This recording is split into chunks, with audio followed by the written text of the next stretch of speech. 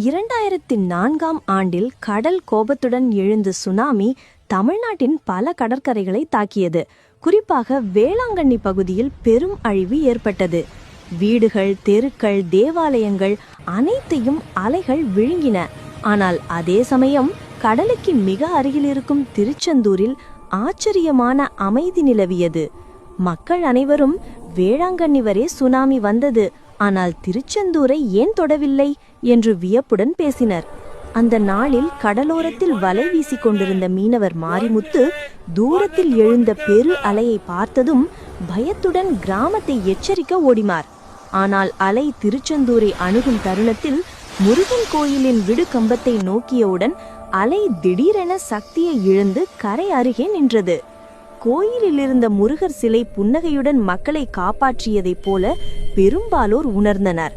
வேளாங்கண்ணியை கொந்தளித்த tsunami திருச்செந்தூரை ஒரு நுள்ளு கூட தொடாதது மக்களுக்கு தெய்வ அருளின் சின்னமாகவே பட்டது.